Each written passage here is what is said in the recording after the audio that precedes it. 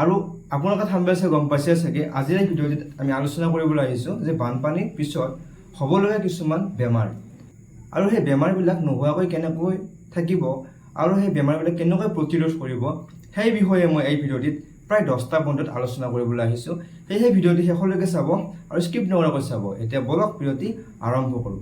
প্ৰথমে আমাৰ বানপানী হোৱাৰ পিছত এই সংক্ৰামক বেমাৰ বা বিভিন্ন ধৰণৰ বেমাৰে আমাক কিয় দেখা দিয়ে।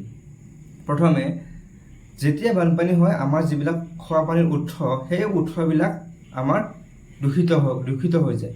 দূষিত কিয় হয়? কাৰণ নলা নৰ্দমাই হওক বা বিভিন্ন ধৰণৰ আৱৰ্জনাৰ পৰা বা আমাৰ লেট্ৰিনৰ টেংকি হওক বা বানপানীৰ সময়ত আপোনালোকে বিভিন্ন ধৰণৰ ভিডিঅ' দেখি আছে, গৰু ছাগলী বা জীৱ জন্তুবিলাক মৰি গৈছে। যেতিয়া জীৱ জন্তুবিলাক মৰি যাব, সেইবিলাক পচিব, তেতিয়া সেইবিলাকে আমাৰ পানীটো দূষিত কৰিব আৰু সেইবিলাকৰ ফলতে আমাৰ বিভিন্ন ধৰণৰ বেমাৰে দেখা দিয়ে। এতিয়া বলকচোন চাওক যে বানপানী হোৱাৰ পিছত মানুহবিলাকৰ কি কি বেমাৰ হোৱাৰ চান্স সকলোতকৈ বেছি থাকে। প্ৰথমে হৈছে ডায়েৰিয়া। ডায়েৰিয়াটো আমি সঘনাই দেখিবলৈ পাওঁ আৰু সেই ডায়েৰিয়াটোৰ লক্ষণবিলাক হৈছে আপোনাৰ দিনত 3 বাৰতকৈ বেছি লেট্ৰিন কৰা আৰু সেই লেট্ৰিনটো বহুত যদি পনীয়া লুজ একদম ঢিলা আৰু লগতে বমি হোৱা আৰু তাৰপিছত আপোনালোকৰ ডিহাইড্ৰেশ্যন মানে শৰীৰৰ পানীৰ যিটো লেভেল পানীৰ এমাউণ্টটো কমি যোৱা সেইবিলাক কিছুমান লক্ষণ আপোনালোকে দেখিবলৈ পায়। তাৰপিছত ছেকেণ্ড হৈছে কলেৰা। কলেৰাটো আগতে বহুত বেছি পৰিমাণে আছিল আৰু বহুত মানুহে আগতে আমাৰ ককাহঁতৰ দিনত কলেৰা বেমাৰটোৰ পৰাতো আপোনালোকৰ যি বৃদ্ধ আমাৰ ককা বা খুৰা খুৰী আইতা এইবিলাক চাই আছে তেখেতসকলে গম পাব আপোনালোকে সেই মাত্ৰাটো কমি গৈছে। কিন্তু বানপানীৰ পিছত কলেৰাও দেখিবলৈ পোৱা যায়। সেইটো একদম পানী হাগা, একদম পানী আপোনাৰ লেট্ৰিন পানী হ'ব, বহুত সঘনাই হঠাৎ ডিহাইড্ৰেশ্যন হয়, মানুহজনে মানে মৃত্যু আকল ল'ব লগা হয়। সেই আজিকালি বাৰু সেই মাত্ৰাটো কমি গ'ল। তৃতীয়তে টাইফইড লক্ষণ। টাইফইডৰ লক্ষণসমূহ এনেকুৱা দেখিবলৈ পাব যে আপোনাৰ বহুত হাই জ্বৰ হ'ব, বহুত হাই ডিগ্ৰী জ্বৰ হ'ব, মূৰ বিষাব, পেটৰ বিষ হ'ব। এইবিলাক কিছুমান লক্ষণ টাইফইডৰ। তাৰপিছত হেপাটাইটিছ এ আৰু ই। এইকেইটা হেপাটাইটিছ এ আৰু ই এইবিলাক মানে আমাৰ যিবিলাক দূষিত খাদ্যবস্তু বা পানী সেইবিলাকৰ কাৰণে হেপাটাইটিছটো দেখিবলৈ পোৱা যায়। কিন্তু হেপাটাইটিছ বি আৰু চি এটা বেলেগ, যিবিলাক আমাৰ তেজৰ সংক্ৰমণৰ পৰা হয় সেইবিলাক বেলেগ বস্তু। কিন্তু হেপাটাইটিছ এ আৰু ই আমাৰ পানী বা খাদ্যবস্তুৰ সংক্ৰমণৰ কাৰণে হোৱা দেখিবলৈ পোৱা যায়। তাৰপিছত আমাৰ মহৰ কাৰণে হোৱা কিছুমান বেমাৰ আপোনালোকে সঘনাই শুনে, সেইবিলাক হৈছে মেলেৰিয়া বা ডেংগি।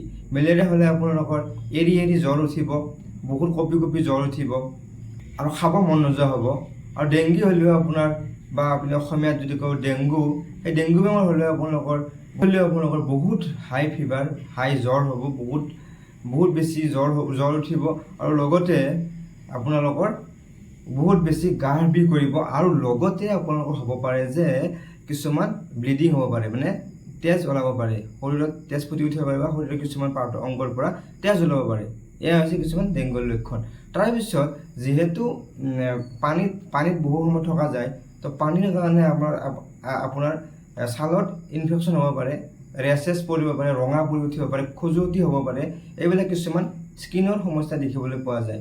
লগতে পোক পতংগ কামোৰা বা সাধাৰণতে সাপে সকলোতকৈ ভয় লগা এই সাপে কামোৰাটো বহুত বেছি পৰিমাণে বৃদ্ধি হয় বানপানীৰ পিছত। কাৰণ আমি যেনেকৈ ছেফ প্লেচ এটা বিচাৰোঁ, জীৱ জন্তুবিলাকক বিচাৰে, তো সাপে এনেকুৱা ধৰণৰ জেগাত গুচি যায়, আমাৰ যিবিলাক ওপৰত পানী নথকা জেগাত তেওঁলোকে গুচি যায়। তেতিয়া সেই সময়ত বানপানীৰ পিছত সাধাৰণতে সাপে কামোৰাটো দেখিবলৈ সাধাৰণতে বেছিকৈ পোৱা যায়। সাধাৰণতে এইবিলাক সমস্যা বানপানী এটা হোৱাৰ পিছত দেখিবলৈ পোৱা যায় সেই এলেকাত। এতিয়া আমি যদি আলোচনা কৰোঁ যে এইবিলাক যিবিলাক সমস্যা ক'লোঁ, এইবিলাক কেনেকৈ আমি প্ৰতিৰোধ কৰিব পাৰোঁ নিজে। প্ৰতিৰোধ কৰিব পাৰোঁ আপোনালোকক মই কিছুমান পইণ্টত আলোচনা কৰিম। 1 নম্বৰ পইণ্টত যদি আমি কওঁ প্ৰতিৰোধ কৰিব পাৰোঁ, প্ৰথমতে আমি যিহেতু পানী সকলোতকৈ বেছি দূষিত হয়, সেয়েহে আমি খোৱা পানীটোৰ ওপৰত গুৰুত্ব দিয়া উচিত। যদি আপোনালোকে বানপানীৰ পিছত দমকল বা আপোনালোকৰ যি পানীৰ উৎস সেই উৎসৰ পৰা যদি কিবা পানী খাইছে, তেতিয়াহ'লে সেই পানীখিনি আনি ভালকৈ উতলা পানী খাওক, উতলাই ঠাণ্ডা কৰি পানীটো খাব পাৰে।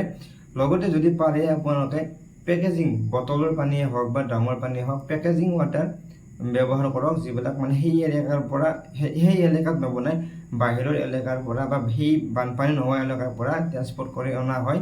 সেই এনেকুৱা ৱাটাৰ পানী বা চিলিং যিটো বটল বুলি কওঁ, যিবিলাক আমি চিলিং বটল, চিল থকা বটলবিলাক চিল থকা বটলৰ পানীবিলাক সাধাৰণতে আপোনালোকে খাবলৈ ব্যৱহাৰ কৰক। তাৰপিছত পানীত আপোনালোকে ক্লৰিন, যিটো আমি ব্লিচিং পাউডাৰ বুলি কওঁ, সেই ব্লিচিং পাউডাৰটো সেই ব্লিচিং পাউডাৰ আপোনালোকে সাধাৰণতে ইউজ কৰিব পাৰে। কাৰণ সেইবিলাক ইউজ কৰিলে কি হয়, পানীৰ যিটো সংক্ৰমণ, সেই সংক্ৰমণটো বা দূষিতটো কমাই দিয়ে। সেয়েহে আপোনালোকে পানীটো এনেকৈ মানে দূষিত হোৱা পানীটো বিশুদ্ধি কৰি খাব পাৰে। আৰু বানপানী হোৱাৰ পিছত যিটো খাদ্যবস্তু বনায়, সেই খাদ্যবস্তু পাৰিলে গৰমে খাওক আৰু ঢাকি ৰাখক। লগতে যদি এই খাদ্যবস্তুবিলাক আপোনালোকে বানপানী হোৱা এলেকাৰ পৰা বা শাক পাচলিবিলাক যদি বানপানী হোৱা এলেকাৰ পৰা আনিছে, সেইবিলাক সাধাৰণতে আপোনালোকে খোৱাটো এৰি দিব লাগে। আৰু যদি কিবা খাদ্য খাবলৈ বাধ্য হৈছে, তেতিয়াহ'লে ভালকৈ সেইটো ৰানিং ৱাটাৰ, টেপ ৱাটাৰ ভালকৈ ধুই ভালকৈ উতলাই বা গৰম কৰি বইল কৰি উঠি সেইটো ভালকৈ ৰান্ধক। কাৰণ যিহেতু সেইটো পানীত সংক্ৰমিত হৈছে, তাতো ইনফেকশ্যন বা বিভিন্ন ধৰণৰ বীজাণু থাকিব পৰা চান্সটো বহুত বেছি বাঢ়ি যায়। তৃতীয়তে, যদি আপোনালোকৰ মহৰ সমস্যা, কাৰণ মহৰ পৰা আপোনালোকে কিমান ডাঙৰ বেমাৰ, যিটো জাপানীজ এনকেফেলাইটিছ হওক বা ডেংগি হওক বা মেলেৰিয়া হওক, এইবিলাক মহৰ পৰা সংক্ৰমিত কিছুমান বেমাৰ। কাৰণ মহৰ তাত সেই যিটো মানে জীৱই বেমাৰটো কৰে, সেই মাইক্ৰ' অৰ্গেনিজমটো মহে কেৰি কৰে, আৰু সি যেতিয়া কামোৰে তেতিয়া সেই বীজাণুটো আমাৰ ভিতৰত সোমাই যায়। সেয়েহে মহৰ পৰা বাচিবলৈ আপোনালোকে ঘৰৰ কাষত এৰিয়াবিলাকত যিবিলাক পানী জমা হৈ থকা দেখিবলৈ পাইছে, সেই পানীবিলাক হ'বলৈ নিদিব। পানী জমাবিলাক আপোনালোকে সোনকালে খুলি দিয়ক বা পেলাই দিয়ক। দ্বিতীয়তে, ভালকৈ আঁঠুৱা তৰি শুৱক, সদায় দিনতে হওক বা ৰাতিয়ে হওক আঁঠুৱা তৰি শুৱক ভালকৈ। তাৰপিছত ধুনীয়া ৰিপেলেণ্ট পায় বা মহ খেদা ধূপেই হওক, সেইবিলাক সাধাৰণতে ব্যৱহাৰ কৰিব পাৰে মহটো গুচাবৰ কাৰণে, বা ধূনা লগাব পাৰে, ধূপ লগাব পাৰে, মহটো যাতে গুচি যায় ঘৰৰ পৰা ওলাই। আৰু খিৰিকী যদি আছে, খিৰিকীত আপোনালোকে জাল বা স্ক্ৰীন লগাব পাৰে, যাতে মহটো বাহিৰৰ পৰা সোমাব নোৱাৰে। এইবিলাক কিছুমান পদক্ষেপ আপোনালোকে মহটো কণ্ট্ৰল কৰিবলৈ ল'ব পাৰে।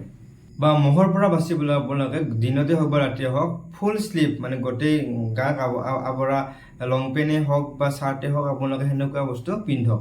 যদি 4 নম্বৰতে, যদি আপোনালোকৰ শৰীৰত কিছুমান কাটিছে বা ঘাঁ হৈছে, সেই ঘাঁটো আপোনালোকে ঢাকি ৰাখক। এণ্টিছেপ্টিক যিবিলাক আমি এণ্টিবায়'টিক মলমে পাওঁ, সেইবিলাক মলমবিলাক আপোনালোকে লগাওক।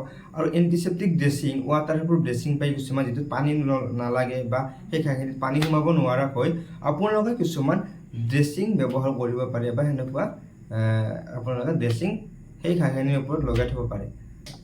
5 নম্বৰতে, আপোনালোকে যিহেতু পানীত বহু সময়লৈকে খোজকাঢ়িব লগা হয়, তেতিয়াহ'লে আপোনালোকে ৱাটাৰপ্ৰুফ জোতাই হওক বা প্লাষ্টিকৰ জোতা, আঁঠুলৈকে অহা কিছুমান জোতা আপোনালোকে দেখিবলৈ পায়েই, সেনেকুৱা জোতা আপোনালোকে ব্যৱহাৰ কৰক। তেতিয়া যিহেতু পানীত বহুত টাইম আপোনালোকে খোজকাঢ়িব লগা হয়,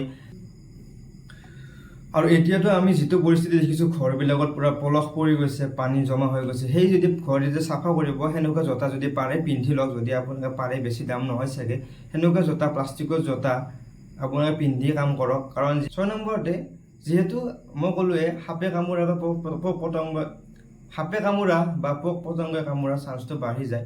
যদি আপোনালোকে সেনেকুৱা জোতা পৰিধান কৰি কাম কৰে বা ঘৰ চাফা কৰে, তেতিয়া বা পানীতে খোজ কাঢ়ে, তেতিয়াহ'লে আপোনালোকৰ যিটো সাপে কামোৰা, সেই চান্সটো সাপে কামোৰাৰ পৰা আপোনালোকে বাচিব পাৰিব। 7 নম্বৰতে, আপোনালোকৰ কিছুমান ঘৰ য'ত পানী উঠিছে বা যিবিলাক ঠাই পানীত বহুত দিন ধৰি ভিজি আছিল, সেইবিলাক বস্তু পাৰে যদি আপোনাৰ কাপোৰ কানি হওক বা যিবিলাক আপোনাৰ তুলি হওক, মেট্ৰেছ বুলি যিবিলাক কওঁ, সেইবিলাক যদি ভিজি গৈছে, সেইবিলাক সাধাৰণতে ইউজ কৰাটো ইমান সুবিধাজনকো নহ'ব। পাৰে যদি সেইবিলাক পেলাই দিয়ক। আৰু ঘৰখন যিবিলাক বস্তু সামগ্ৰীবিলাক যিবিলাক ভালেই আছে বা ঘৰখন আপোনালোকে ভালকৈ শুকাবলৈ চেষ্টা কৰক। শুকালে যিহেতু, কাৰণ যদি ভিজি থাকে বস্তুটো, তাত যিবিলাক আমি ফাংগাছ বুলি কওঁ, সেই ফাংগাছৰ গ্ৰথটো বাঢ়ি যায়, ইনফেকশ্যন হোৱাৰ চান্স থাকে শৰীৰত। সেয়েহে ভালকৈ বস্তুবিলাক শুকাওক, ৰ'দত দিয়ক। চব বস্তু, কাপোৰ কানি হওক বা যিবিলাক ঘৰৰ সামগ্ৰী, যিবিলাক বিচনাই হওক বা ডাইনিং চেয়াৰ, সেইবিলাক বস্তু আপোনালোকে পাৰে যদি ধুনীয়াকৈ ৰ'দত শুকাওক।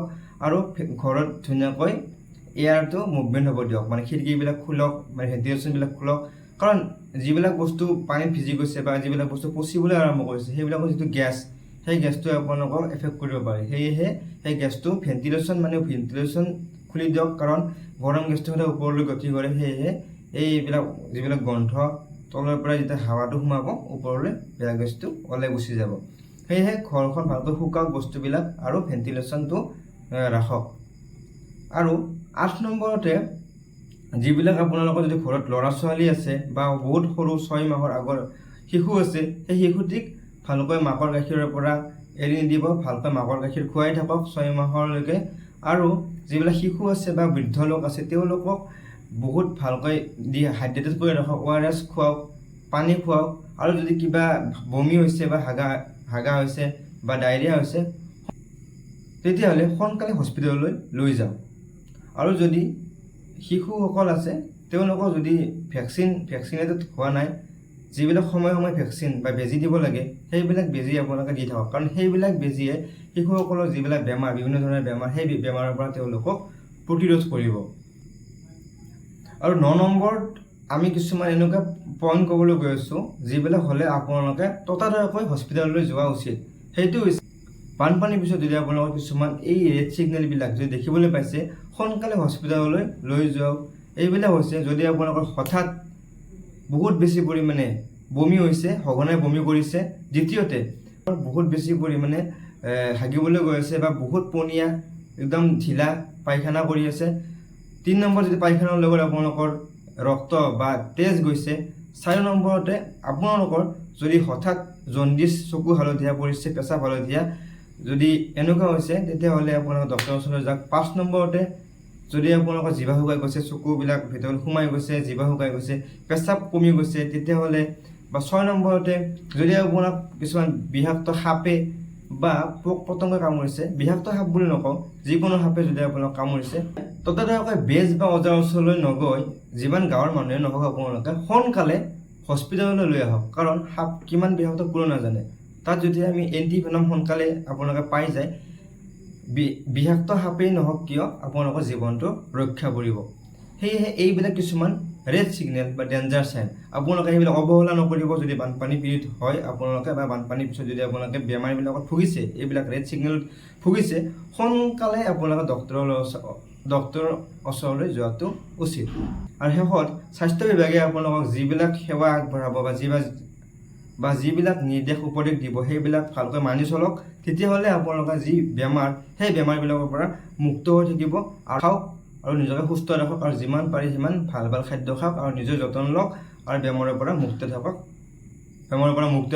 এই বানপানীৰ পিছত আমাৰ ভগৱানৰ ওচৰত এই প্ৰাৰ্থনা থাকিব যে সোনকালে যাতে বানপীড়িতসকলে সেই বানপানীৰ যি আতংক, ইয়াৰ পৰা মুক্তি লাভ কৰে আৰু বেমাৰ আজাৰ নোহোৱাকৈ ভালকৈ নিজৰ কেয়াৰ ল'ব পাৰে।